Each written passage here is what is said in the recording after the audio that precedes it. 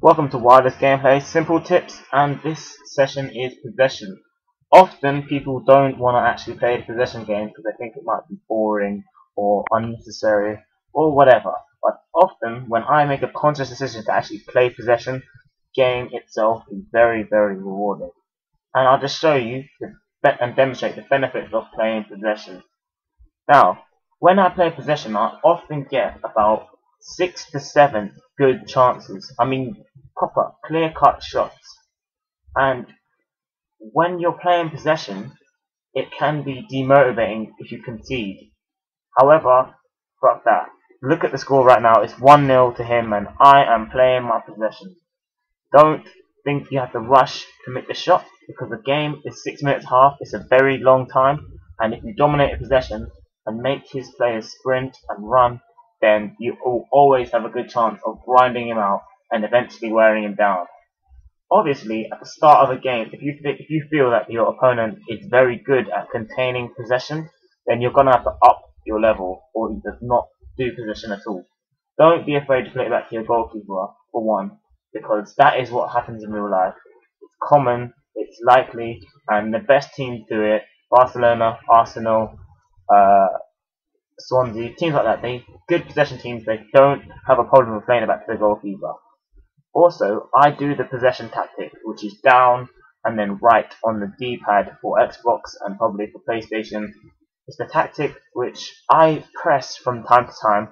I can't necessarily see the actual immediate benefit from it, but it fills me with reassurance that my players are going to make space to receive a pass and always be ready for a pass.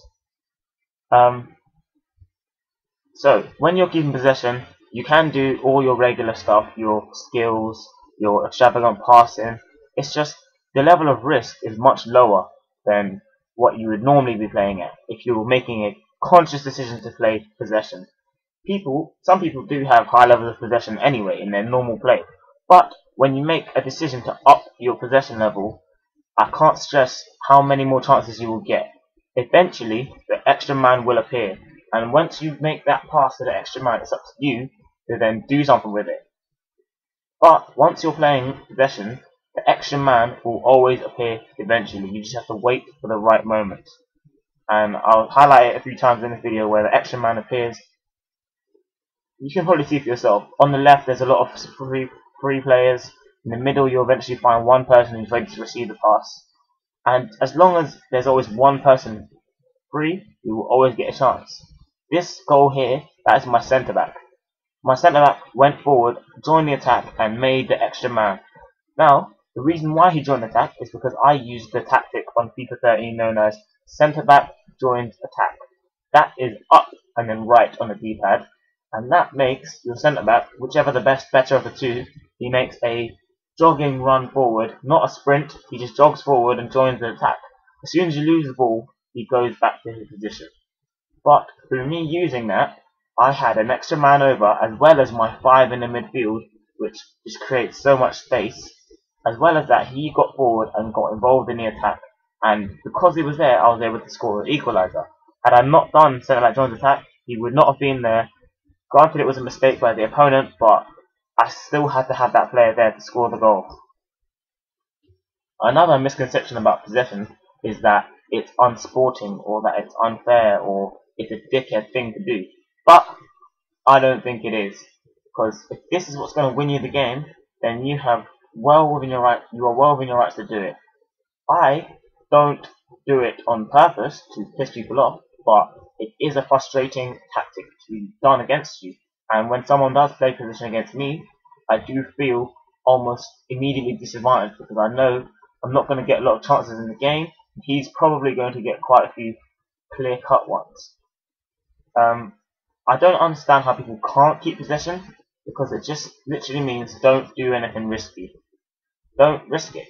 Play simple passes, or passes which you feel are comfortable. Not to say you're not normally comfortable with the passes you make, but people tend to go from defensive attack really, really quickly. Whereas if you keep possession in the middle third, chances are, even if you lose the ball, you won't. No, sorry. If you keep possession in the final third, chances are you won't necessarily get counter-attacked as bad as if you just lose it in the centre mid. So possession is good, is king, but if you lose possession in a silly way, or with everyone bombing forward, then obviously you're going to be under pressure. Like I just lost the ball then, and he's trying to counter-attack against me, but it's half time and he doesn't get a chance. At half time, the stats say I have 76% possession. Sorry, I've had one shot and one goal, 92% passing. Passing comes with possession. If you can pass well, you can keep possession. If you can keep possession well, you can pass well. And it is crazy. He's had 2 shots, yes, but one was a lucky chance and the other one wasn't necessarily a chance. It was just, a shot. So possession, it just mind fucks the opponent. And it's similar to fighting games in the sense that mix-ups. There's so many different possibilities when you're doing possession. Watch this chance here. Just waited for the right pass, and then played it through to Danny on the wing, who's able to just cut inside and play a quick ball through. That wasn't a very long period of possession, but it was still a possession period. Now I have here for you a 27 pass goal. Okay, get ready to count. Rewind it if you have to, but there are 27 passes which lead to the goal scored now. And this is not negative possession. I don't think for 1 second that this possession is negative or bad or unnecessary. It was all necessary on the path of scoring this goal. Going backwards, forwards, across the pitch, getting the defenders involved, using my flair players to actually create the space, finding the extra man, making sure I don't lose it, bringing other players into play, always going wide when you need to and when it's congested, particularly when it's a difficult formation. And then when you find the extra man, just play it to him, and then you become the scorer and the poacher which you normally are. Rewind it, check it again, evaluate it. That was a 27 pass goal, and I didn't really have to try for it. It just came eventually. Patience and possession is king. And I've had about 2 clear-cut chances, and scored 2 goals. Unless you don't count the slide tackle, which one I just did. Possession is king, and if you can own it, you can own the game. It's simple, it's real life, and it applies to FIFA13 as well. Flair, there's nothing wrong with doing a bit of flair, a bit of tricks.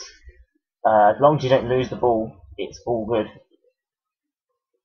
Sometimes when you're playing possession, you'll find that the opponent then decides to play possession, and you have a genuine struggle for possession.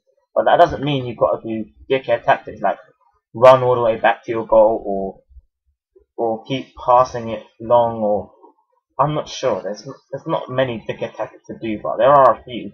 It's not to say you have to do that, and you can't confuse possession with time wasting. Time wasting is literally doing nothing with the ball. You're not working it. You're not trying to score a goal. But possession is all about working the ball and trying to get that goal. Often it pays off, sometimes it doesn't. It can be pretty hurtful when you've kept possession for a long time and it only amounts to conceding a goal at the end of it because you've made a mistake.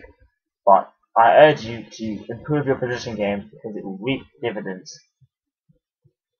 I'll show you the possession at the end of this game, how many chances I've had, and how many goals I've scored. Pace players are not always necessary for possession. Passing players is probably actually a better option for possession. And you just look at that chance. It was such clear cut because I found the extra man. Often the defender can't cope with the extra man, and a lot of the time when a player will get tackled is because it's one-on-one. You've got 2-on-1 or 1-on-1. But when you find an extra man who has no one marking him, there's so much you can do with it. So much. With 71% possession, 7 shots, all on target, and 91% passing. He had 3 shots, 3 on target, but the chances I created were valuable chances. They were chances which you would expect to score, expect to get something from. And as you can see, I came out with the win. This is not going to happen every single time, but I assure you, once you improve your possession game, you will reap their dividends completely. And if I'm wrong, then fucking tell me and prove it to me, because there's no way you can improve your game on possession and then experience a loss or not a loss, a higher rate of losses or worse gameplay. This is how to do it. Hope you enjoyed the video. There'll be more simple tips from me, and I hope you enjoyed it. Comment and let me know if it was any good or if it was actually worth watching, because I don't know. And unless you tell me, I might just keep doing the same old shit. This has been me, Wildest. Hope you enjoyed this possession preview tutorial, and I will have some more coming very, very soon. Peace. Now who gon' stop me? Who gon' stop me, huh? Who gon' stop me? Who gon' stop me, huh?